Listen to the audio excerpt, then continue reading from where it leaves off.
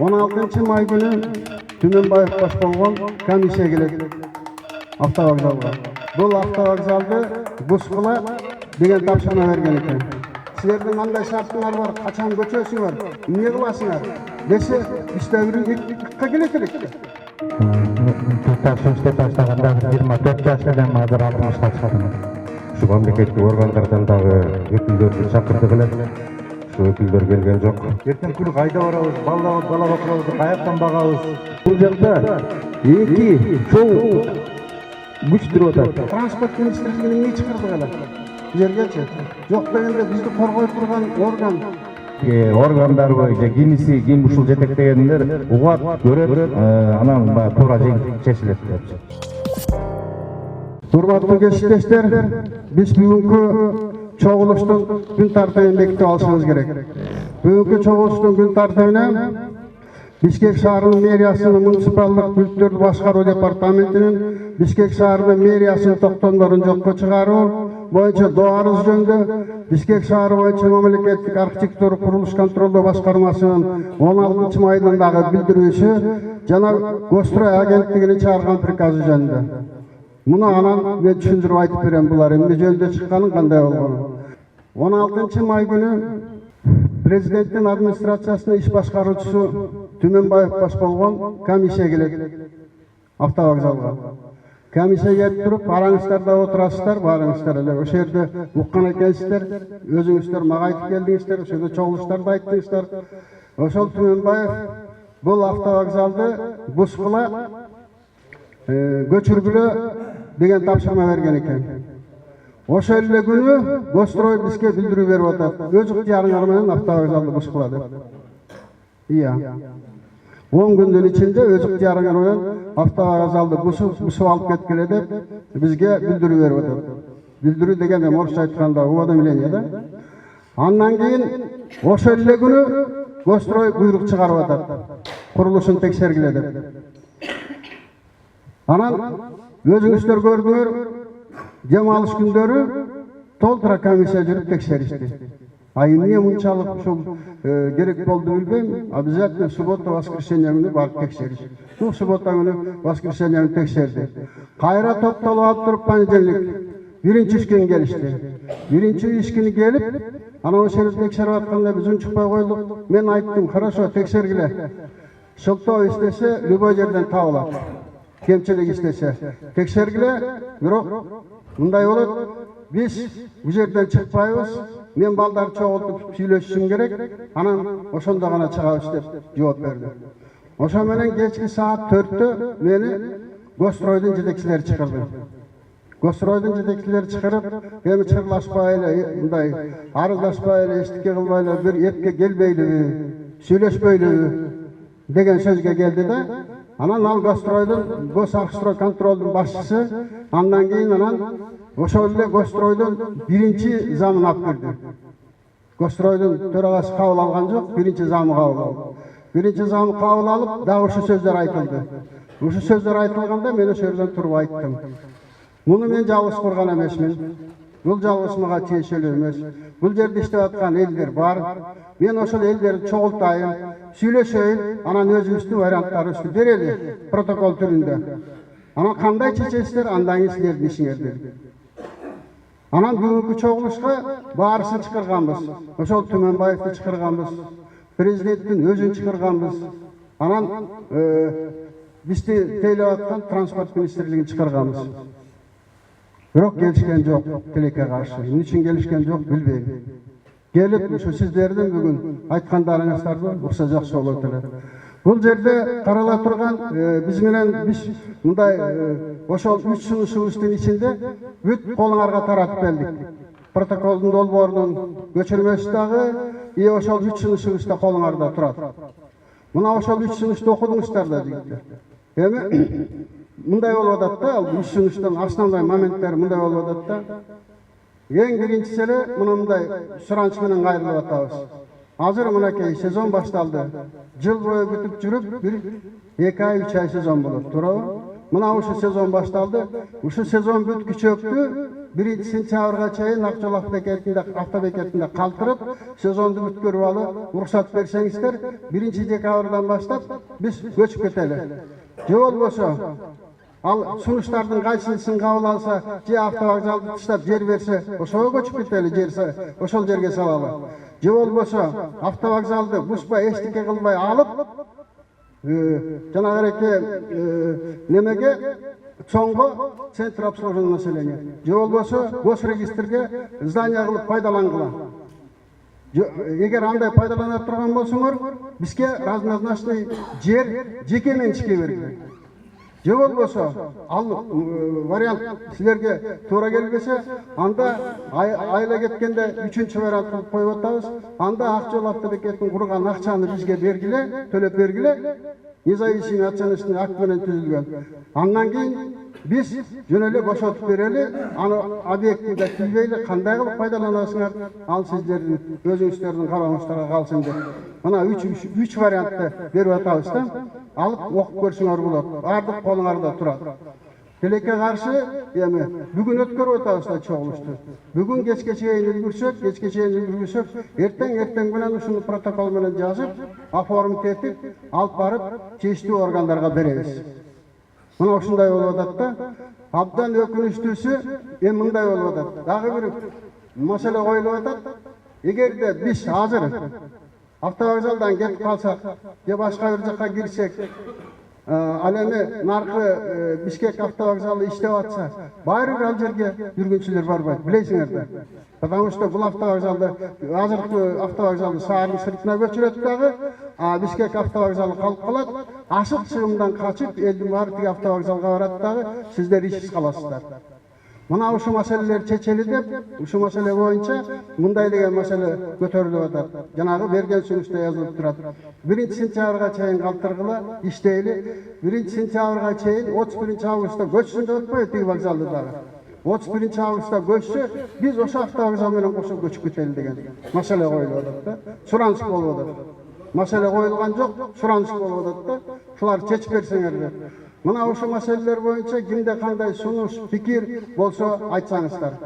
Бул жерде каралып аткан маселе, урматтуу кесиптештер, эсиңиздерге алып койсоңуздар, көңүлүңүздөргө алып койсоңуздар. Эч кандай саясий өңүттөгү иш жок. Бул жерде только биздин иштеп аткан ишибиздин мыйзамдуу укугубуз менен кызыкчылыгыбызды коргоо гана жөнүндө гана сөз бар. Башка маселе болбош керек. Мына ошол сиздердин иштеп аткан ишиңиздерди мыйзамдуу укугуңуздар менен кызыкчылыгыңыздарды коргоо боюнча кандай сүйлөсөңүздөр болот. Саясатка аралаштырбагыла, макулбу? Көчө мени комитетке чакырганда ушундай деген маселе болду. Сен бүтүн Кыргызстан саясий партиясынын мүчөсү экенсиң, жетекчи органда болуп жүргөн экенсиң. Анан ал жерде азыр мадымаров кандай абалда туруп атканын, эмне болуп атканын билесиз деген суроолор берилди да. Сиздерге ачык эле айтам. Да, бүтүн Кыргызстан саясий партиясында мүчө болгонум чындык. Жетекчи органдарында иштегеним да чындык. Бирок 2015-жылдагы шайлоодон бери мен бир дагы бүтүн Кыргызстан партиясынын ишине катышкан эмесмин. Ошол эле жылы арызымды жазып берип партиядан чыгып кеткен. Бүгүнкү күнгө чейин ал партия менен менин алаша беришим жок. Бул бир жагы, экинчи жагы. Вообще конституцияда бардык жерде жазылган. Бир партияга бирөө кирсе, ошол партиянын мүчөсүндө кысымга алганга эч кимдин акысы жок. Андай болбойт да. Муну просто түшүндүрүү боюнча айтып коюп атам. Анан эми жанагы жерден көчүрө тургандан эң башкы маселеси ушу болуп атат. Бардык жерде ушуну айтып атат. Көчөсүңөр, бул жерге госрегистрди, анан центр обслуживания населения алып келебиз деп. Эми өкмөткө керек болсо, мен айтып атам, өкмөткө керек болсо макул. Эми ошондой эле эл үчүн болсо көчөлү. Бирок бизге да бир шарт түзүп берсин да. Жанагы эки бузуу жөнүндө уведомлениени бергенден мурун мени сиздерденби, мен жалгыз барбайт элем го, сиздерден болуп чогулуп бир 4-5 киши болуп алып барат эле, бизге түшүндүрүп айтса болот эле да. Мына бул жер керек, момундай болуп атат, момундай кылалы, силердин кандай шартыңар бар, качан көчөсүңөр, эмне кыласыңар десе, биз да бир ыкка келет элек. Ал жоқ, ештеке жоқ. Көчөсүңөр, все. Анан бусасыңар, уадан менен берет. Бұл мындайча айтканда биздин Кыргызстанда полный беспредел, беспредел да, правовой беспредел да. Эми биз деле адамбыз го. Сиздер дагы анын ичинде жеке менчикке ии кылган, ошол жерде иштеп аткан мен дагы адаммын да. Мени менен да эсептешиш керек да. Менин да укугум бар да. Кызыкчылыгым бар да. Тилекке каршы ал болбойт. Анан эле басмырлап эле андай болбойт. Биз сүйлөшөлү. Кое туруңуз, мен чогулуш чакырайын десем, нет, биз күтпөйбүз деп туруп эле анан комиссиясын алып келип текшертет, сотко берет. Иши кылып полный тегеректеп алды да. Ушундай кылып атат да азыркы күндө. Ошон үчүн ушуларга таянып алып мен айтып атам. Мына бүгүн бизге жасаган мамилелери бул полный беспредел. Правовой беспредел. Анан ошон үчүн эми мындайда керек болсо мейли бошотуп деле берели деп атабыз. Бул жерде мындай деген сунуштар болуп атат. Ошо мэрия мисалы үчүн бир жерден жер берсе, ошо жерге барып карап көрүп сиздер менен чогуу бир автобекет, автостанция куруп иштесекпи деген ой болуп атат. Же болбосо өзүбүз алага болбосо өзүбүз бир жерден бир тамды, эски тамдарды же бир жерди сатып алып автовокзал куруп иштесекпи дейбиз. Мен эмне үчүн муну айтып атам туугандар? Урматтуу кесиптештер, мен сиздер менен мына бүгүн ровно 35 жыл болот. 35 жылдын ичинде биз чогуу жакшыны да көрдүк, жаманды да көрдүк. 35 жылдын ичинде бир жыл калган жок, бир жыл болгон жок ушу бизди текшербеген. Дайыма ушу прессингдин үстүндө дайыма текшерип. Эми аны жакшы билесиңер да, келген комиссиядан баарсыңар. Канча жыл сотко берилди? Сотто берилген жер мыйзамдуу деп табылды. Сотто бул объектти бузууга жатпайт, не подлежит сносу деп чыгарды. Бир эмес, 2 жол соттун чечиминде. Биринчиси чыгардык, ал күчүнө кирди, экинчиси жогорку соттун токтомунан. Мындан сырткары президенттин администрациясынан баштап райондук деңгээлге чейин, Бишкек шаарынын райондук деңгээлине чейин баардык инстанцияда каралып, бүт тыянак чыгарышты да бөлүнүп берилген жерден автобекетке, бөлүнүп берилген жердин курулушу, анан иштеши мыйзамдуу деп. Анан бүгүн эле көчө эле 5-6 күндүн ичинде эле мыйзамсыз болуп табылып атат. Сотко берилип атат, текшерилип атат, башка болду. Эми иштесе табылат. Конечно, мамлекеттин рычагы аябай чоң. Менде азыр бир эле маселе. Урматтуу туугандар, урматтуу кесиптештер, мен бир эле маселени карап атам. Мага карабаңыздар. Мен сиздерге таарынбайм. Сиздер менен чогуу иштешкен күндөрүмө менен мен сыймыктанам.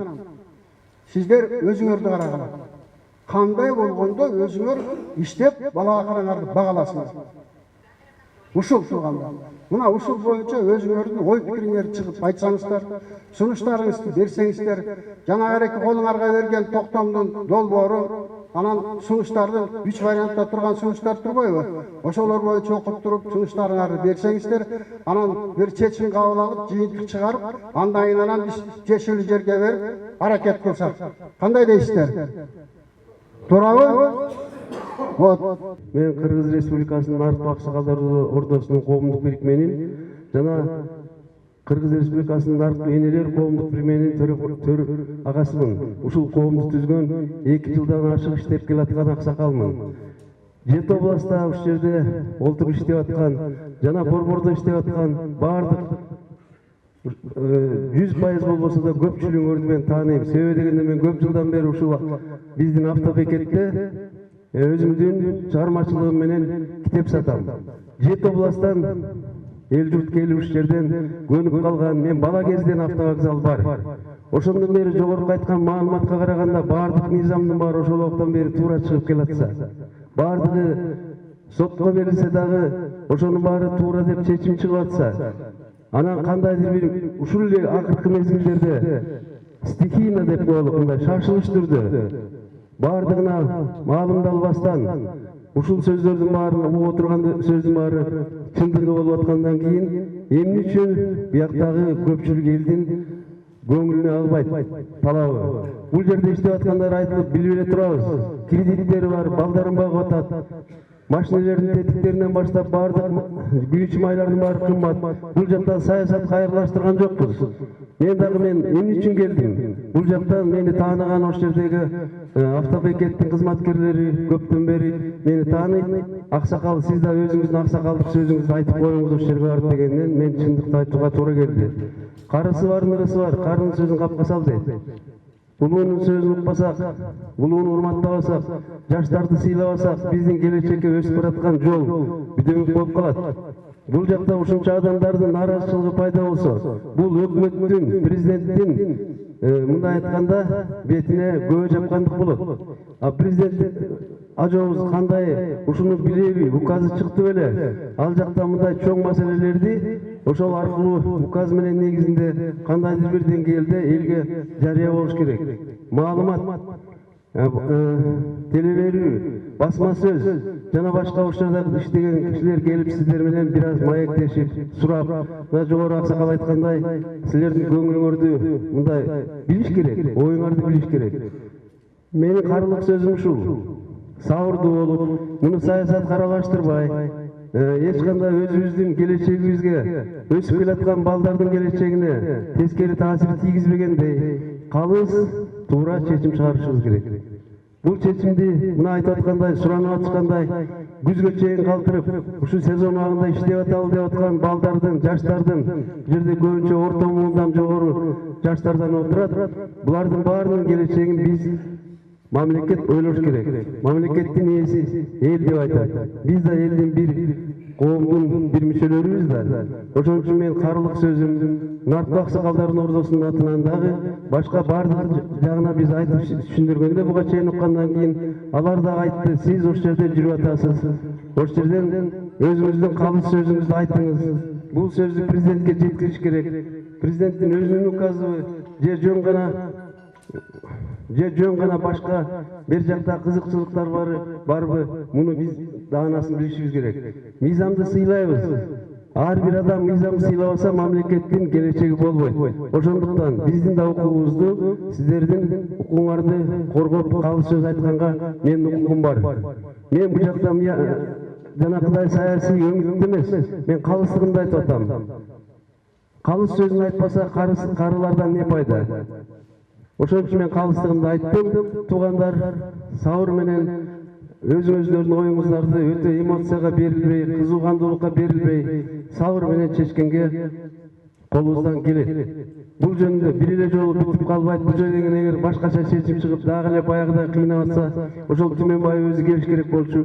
Ошол Түмөнбаев ушул жерде аргументтер менен, далил менен мына президент ушундай указ берди, ушундай мага талап кылып атат десе, бул жердеги эл эч качан каршы болбойт. Ошондуктан туугандар, мындан аркы кадамды кандай кылабыз азыр кеңешип, чечим чыгарып, мунун жыйындын резолюциясын толук кабыл алып, калыстык түрдө резолюция даярдап президентке киргизишибиз керек. Аппаратка, өкмөткө киргизишибиз керек. Ташиев баары билиш керек муну. Ушунча элди дүрбөтүп, ушунча элдин нааразычылык туудуруп, кандайдыр бир ортодо кызыкчылыкты ойлоп аткан бирөөлөр болсо, аны да выявить этебиз, аны да мындай табабыз. Түмөнбаев келиш керек эле бүгүн сөзсүз. Депутаттардан келиш керек эле. Биякта эл жөнүндө жүргөн, чогултуп келген көчөдөгү адамдар эмес да. Баарын бала бакырасын багып аткан адамдарсыңар. Мен ошону айтайын дедим. Рахмат.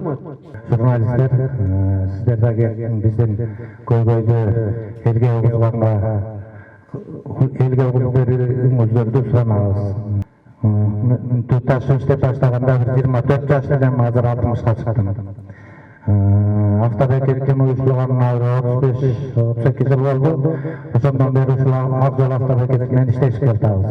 Орто жолдон далай ушундайдыр туура эмес бизге кыймылдарды кылышкан, бирок баарын биз чогуу болгонубуздан жеңип келгенбиз. Анан бүгүнкү көйгөйдүн чыгышы эмнеде? Чыгышы жол, шаар ичиндеги жолдун тыгымын азайтыш деген маселе коюлганда президенттен. Аны мэрия туура эмес чечип атат. Жолдун тыгымын чечиш үчүн Ажорнийдан баштап кантка дейреки жолдо жок дегенде 3 полоса эмес, 2 полоса кылса эле ар бир жакка. Ошондо эле жибек жолунун анан Чүй проспектисинин неме тыгымы жоюлат болчу. Но бирок мэрия туура эмес ишти кылып атат. Ойлонбостон ошол боюнча профессионалдар менен бир сыйра чакырып алып, чогуу кандай кылсак туура болот деп, ошондо далилдеп, изилдеп туруп анан чечим чыгарса болмок. Ошондуга байланыштуу бизде куугунтук же бир ар бир кишилердин өзүнчө кызыкчылыгы бар болуш керек. Мен ойлойм автовокзал Кыргызстан боюнча Бишкек шаарында бир эле автовокзал болуш керек. Мисалы көйлөгөнөн келаткан кишилер келип айлакта жолдон түшүп кайра жолдон кийинки Таласка кетиш үчүн кайра экинчи автовокзалга барбаш керек. Бир эле автовокзал болуш керек. Мисалы тыгым эмнеден пайда болот? Мисалы көйлөгөнө Кемен, Нарын, Жумгал, ошого тарапка кетчү жүргүнчүлөрдүн баары автомашинасы менен бүт барып жибек жолуна түшөт же Чүй проспектисинен кетет. Ошол объездной жолду узартпаса эле ошол Чүй анан жибек жолу тыгымы жок азаят эле деп ойлойм да. Так ошондой биздин эмгек ишти 7 жылдан бери жүргүнчүлөрдү тейлеп, кредит алып, машинени которуп, жалаң кредиттин үстүнөн иштеп келатабыз. Бул сайдап байып кеткен кишини деле көргөн жокпуз, жалпы өзүңүздөр билесиздер. Өзүбүздү тыңырап бакканга кыйын жетет. Президенттин өзүн урматтуу Садыр Нуркожоев иштеп туруп жазганбыз. Келип катышып берсеңиз деп. Келген жок. Менин угушума, менин сезгениме караганда, ушул биздин жасап аткан, ушул биздин аракеттерибиз, биздин ишсиз калып, балаларыбызды багалбай калып, 10 миңге жакын киши ачка каларын кишиге маалымат жеткен жок. Бер жактагылар эле, алдындагылар эле ушунун баарын жасап атат. Менин оюмча. Анан ушул акыбал болуп атат. Эми өзүңөр ойлоп көргүлөчү. Чоңду госрегистрди көчүрүп келдик. Машина асая болушу керек. Кайра көбөйөттү. Туурабы? Эми силер макул бизди шаардын сыртына көчүрсүн. Сен ошол жерге жүргүнчүн алып келдиң. Андан бери сен машинаңды таштап коюп үйүңө келбейсиң да, сөзсүз машинаң менен келесиң да. Ал жүргүнчү айдан келген жүргүнчү сөз жок дегенде бир мешок картошкасы менен келет да. Такси жандайт да. Ал эсебинен шаарга кирип чыккан машинанын эсеби анча болот. Мына кеп ушунда болуп атпайбы? Мына соцсеттерде жазылып атпайбы? Азыркы кадрлар өзүнүн деңгээлинде болбой атат деп президенттин өзүнүн да айтканы бар, элдин да айтканы бар. Мына ушундан болуп атат да. Мына ушуну жок дегенде транспорт министрлигине эмне чакырдык эле? Бу жергечи. Жок дегенде бизди коргой турган орган бу Кыргызстанда мамлекеттин ыйгарым транспорт чөйрөсүндөгү мамлекеттин ыйгарым өкүлү болуп транспорт министрлиги болот. Ошо транспорт министрлиги бүгүн келип ушу көйгөйлөрдү жеткириш керек эле. Келбейт. Бул боюнча кишилерге канча айттык, да барып айтсаң, да туура эмес. Туура эмес. Мыйзаманда эмес. Эрежанда эмес деп айтат. А бирок тияка доказып кетпейт. Ал жерге транспорт системасы боюнча, транспорт чөйрөсү боюнча түшүнүгү жок таптакыр. Билбеген адамдар туруп алып, ушундай болот. Мен эмне үчүн айтып атам? Правовой беспредел. Ушун үчүн айтып атам жигиттер. Мындан сырткары, мындайда эмне үчүн мына мисалы үчүн автобекетти биз курдук да, мен жөн эле куруп койгон жокмун да. Аны жанагынча мамлекеттик органдардын чечиминин негизинде тиянактарына бөлүнүп берилген жердин негизинде ошонун баарын алып туруп анан курдук да. Туурабы? Анан бүгүн бус деп келгенде бир дагы правовой нормативный акт иштебейт. Бус деп келгенгечи ал эми биз мына бүгүн чогулуп алып өзүбүздүн укугубузду коргоп атсак, буга мыйзамдагы нормативный правовой акт иштебейт. То есть чиновниктерге иштейт, ал эми алдыңкы катардагы кишилерге иштебейт. Кеп ушундай болуп атат. Мен көчпөйүн ошол жерге, тырышып эле жактап алайын дегенден алысмын. Да, а дегенде баарыбыз акча чыгарып чогуу баштадык эле. Кийинен бир эле киши да болсунчу, сиз эле башкарыңызчы, биз колдон келген жардамды берели деп жардам бердиңер. Үйүңөрдө материал алып келдиңер, машина менен материал ташыдыңар, өзүңөр кол эмгегиңер менен жардам бердиңер. Акча тыйын бердиңер. Ошонун эсебинен курдук да. Ошонун негизинен. Эми муну деле курбайт элек да. Жигиттер, өзүңөр билесиңер го. 90-жылдан менен 97-жылга чейин муну курбайт элек да. Ошол мезгилдин ичинде мэрия 2 жолу токтом чыгарды. 2 жолу. Айласы кеткенде эмне чыгарды? Себеп дегенде автовокзал кубалап чыкты баарыбызды. Биз эшикте калдык. Бүт базар булуң бурчтан жүктөй баштап элге абал түзүп, башка кыйынчылыктар түзө баштаган үчүн айласы кеткенде бизге жер берген. Ошол чечимдин негизинде биз курганбыз, өзүбүзгө жумуш орун түзгөнбүз. А бүгүн жаңы келген бийлик бузкула. Всё. Кеп ушундай болуп атпайбы? Мейли ошол керек экен, болуптур, чоң болсун, тиги госрегистр болсун, макул. Убакыт көрсөтөт жигиттер. Менин чоң күмөнүм бар ошол жерде, чоң болорун. Ошол жерде госрегистр болот. Потому что бизге территориясы 5,2 гектар жер бар. Анын ичине биздикин кошсо 6 гектар жер болот. А шаар ичинде эмне болуп атканын көрүп атасыңар, жердин кандай кымбаттап баратканын. Ошон үчүн айтып атам мен, урматтуу жигиттер, аман болсок көрөбүз, аман болсок буга да келебиз. Жыл өтөт, өзү эле көрүнөт, өзү эле билинет. Дагы кимде бар болгондо? Анан чакырган жокпу, чакырганбы сен, келбесең деп алабыз. Массалык маалымат каражаттарынын өкүлдөрү биз үчүн бүгүнкү күндө жаралып жаткан жагдай боюнча Дүйшөн Шайхметович азыр учурда толук маалымат берди. Баарын ийне жибине чейин толук түшүндүрүп берди. Эми бул жерден кошумчалап кетчү нерсе ушу мамлекеттик органдардан дагы өкүлдөрдү чакырдык эле. Ушу өкүлдөр келген жок.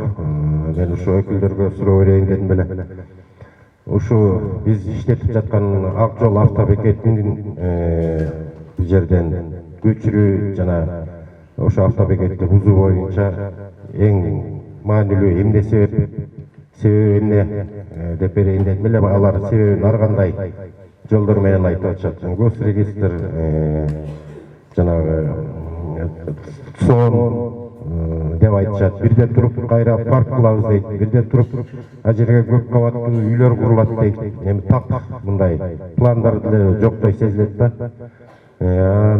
Ушу жогору жактан келгендерге бир суроо берейин дедим эле. Ушу себептер боюнча ошол жерге соң курулган мындай тараза ташына салмактап көрсөк, ошол жерди иштетип аткан канча ишкерлер иштеп атат, канча региондо ошо өз кызматын көргөзүп жүргүнчүлөрдү ташып аткан маанилүүрөөкпү же болбосо ошол жака соң куруп коюп анан ошончо жерди ээлеп жаткан ошо соң иш аракети маанилүүрөөкпү? Ушу суроону берейин дегем. Анан өзүңүздөргө белгилүү болгондой азыр жанагы 3 токтомдун биз сунуш кылалы деп атпайбызбы? Тиешелүү органдарга. Биринчиси ошо туура болот го деп ойлоп атам. Силер да өз ой пикирлериңерди чыгып айтып турсаңыздар. Азыр бизге ошо 31 августка чейин эми азыр бизди бузгула деп атат. 10 күндүн ичинде өз ыктыярыңар менен бузгула, болбосо техникаларды киргизебиз деп атат. А биз каяка барышыбыз керек? Ал маселе ачык боюнча эле турат да. Булардын ою эми ошо тетиги объездной Алматинскийдин кесилишиндеги Бишкек автовокзалына көчүрүү боюнда турат. Эми ал азыр учурда талапка жооп бербейт. Ал автовокзал азыр даяр эмес болгондуктан 31 августка чейин деп алар тапшырма бериптир. 31 августта ачылышын жасап ишке кирет экен. Анан ага чейин азыркы айткандай ушундай сунуш кылып көрөлү. Кандай жагдайда колдонот азырынча белгисиз. Сезон жаңы башталып атат, анан 1 жыл күтөбүз ушу сезонду. мына келип калганда анан ушундай жагдай жаралып атат. 31-августка чейин ордубузда иштеп туралы, андан кийин көчтөсөңөр көчөлү деген сунуш туура болот го. Силер да өз ойлоруңарды чыгып айткыла бул боюнча. Менин оюм ушундай. Анан эгер аякка көчтөсө аягын көрөбүз, эми ал жака көчкөндөгү акыбал баарыбызга эле белгилүү. Мына көп жылдан бери иштеп келатасыздар. Элди кандай жагдайда көндүрдүк, элди кандай жагдайда ташып атабыз, эл бизге кандай ишенич артып келип атат, ушу биздин кызматтан пайдаланып. Анын баарын түшүнүп турасыңар. Эми ал жерге ошо мисалга алсак, ошо Каракол, Бишкек Каракол маршруттук каттамын тейлеген жеке эле биз эмес, бизден башка да 3-4 башка фирмалар бар. Ошолор менен бирдикте бир автовокзалдан иш алып барыш баары алар үчүн да биз үчүн да кыйын эле жагдайды жаратат. Ошончо эл жок, биз ошолор баарын ташып жетише албай калгандай. Аякта болсо сүрмө топ болот. Ал жактын перевозчиктерин билесиңер, элди кандай ап келип өзүлөрүнүн машиналарына отургузуп кандай ташып атканын. Бул жерде эл жүргүнчүлөр ошол жака жетиш алар үчүн аябай оорчулукка турат. Бул жерден кайсы шаардын кайсы жагынан болбосо да, бул биздин азыркы турган жерибиз шаардын орто ченинде жайгашкандыктан элге ыңгайлуу болуп жаткан. Эми ал алыс жерге дагы ошончо акча төлөп барат. Азыр эле мына Караколдон айтып атышат, эгер бизде ошо объездной буга чейин берилбеди, объявление берип атышпадыбы, штаттык режимде иштеп атат жаңы Бишкек автовокзалы деп. Ошону угуп алышып элдин баары уже нааразычылык болуп атат. Эгер аяк алып барып таштасаңар, биз лучше уш жерден эле Караколдун вокзалынан эле таксиге отурабыз, 200 сом ашыгыраак төлөп шаардын ичине чейин жетип алабыз. Анда биз силерге отурбайбыз деген маселени коюп атышат. Бул боюнча эгер ошол ишке ашып бизди мажбурлап ал жака көчүрсө, Ысык Көл областы менен Нарын областынын автовокзалдары убуткага отурары белгилүү эле иш да. Элдер автовокзалдан кетпей эле могу ГОБА сыяктуу жана телеграф таксилер, жана попутный таксилер менен кетип барышат. Биз элди жоготобуз. Анан ошентип бул биздин север багытын көздөй коомдук транспорт менен ташуу токтойт, жалаң эле жеңил таксилер, 7 орундуу таксилер иштеп калат. Азыр эми өкмөт аябай ушу жол кырсыгын азайтуу боюнча көп иштерди алып барып атат.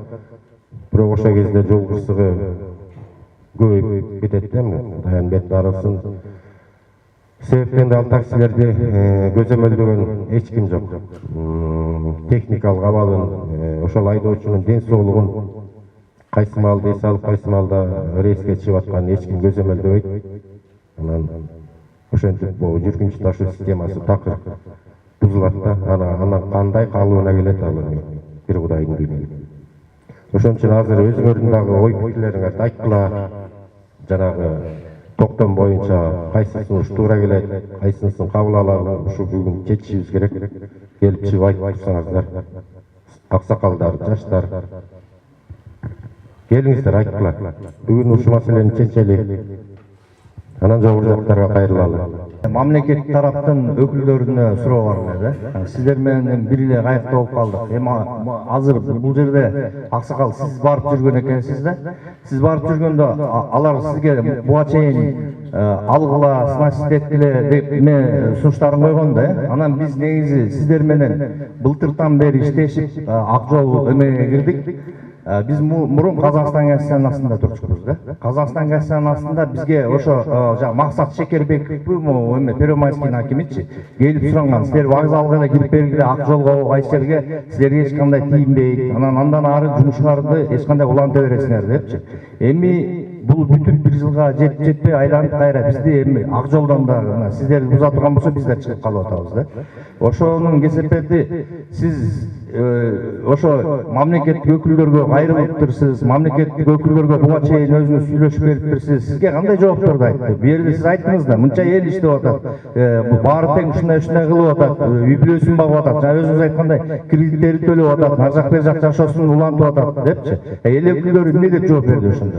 Мамлекеттин жогорку бийлик органдарына бир нече жолу жаздык. Bir 30'tay desem de жаңылдым. Andan da aşık жаздық. Бұл жерде сіздердің атыңыздардан да жаздық, ұғарып екенді. Өзіміз мына ассоциацияның атынан, общественный объединенияның атынан, директорлердің атынан, жетекшілердің атынан да жазып көрдік.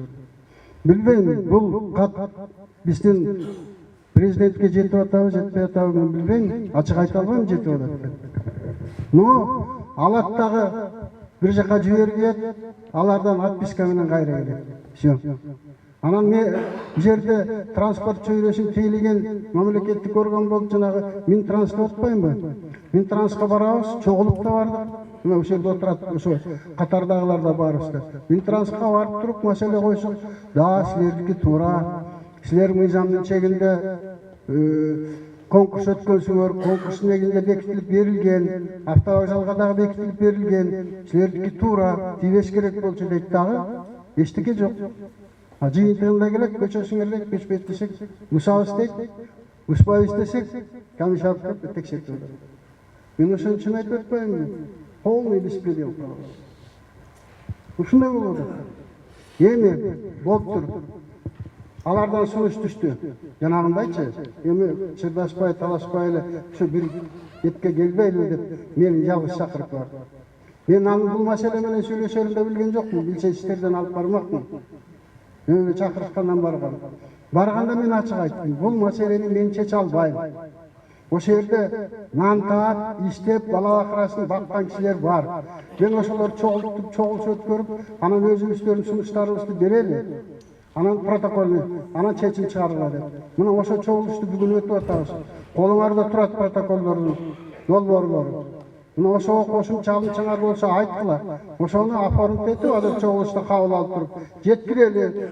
Анан күтөлү убакыт. Эмне дейт? Андан кийин ошонун жыйынтыгы менен дагы чара көрөбүз да. Кылып машинаңардын баарын жаңгылап иштеп атасыңар, анын баары кайда кетет? 30 жылдан бери, 35 жылдан бери иштеп атабыз, тетки вокзалды куруп алдык. Анан бузабыз десе биз булдур ийгендей, мен да туура эмес көрүп атам. Эртең күнү кайда барабыз, бала бакырабызды каяктан багабыз? Ошо бүгүнкү келип өзлөрү келип ушу мамлекеттик кызматтагылар келип ушуларга бир эл арасында жооп берсе жакшы болмок. Мына чогулушту өткөрүп атабыз. Анан булар келип эле 10 күндүн ичинде бузабыз десе, биз деле булдурганга мындай аракет кылабызбы, же кылбайбызбы? Бузуп салып эле кеткиле десек кете бергендей биз же мал эмеспиз. Биз деле адамбыз да. Могу жерде бир кородо мисалы үчүн канча 1000ден ашык киши иштесе, ошол үй бүлөсү менен бир 5000-6000 кишини багып атат да. Анын баары көчөдө калабы? Же мамлекеттен жардам берилбесе, мына өзүңөр сиз айтып өттүңүз, муну куруп атканда биз деле бекер турган жокпуз, жардам бердик. Акчалайбы, материалбы алып келип берип аттык. Анан бүгүнкү күнү кеткиле десе эле, кеткенде дагы биз ушул айдоочуларга шарт түзүп бериш керек да.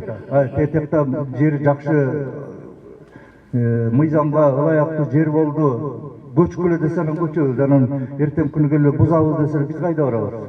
Ошонун баарын ушул жерде комиссия түзүп, президенттин алдына 1 айбы, 15 күнбү күнү түнү отурсак да бир жолугушууга мындай чакырат элем да. Рахмат.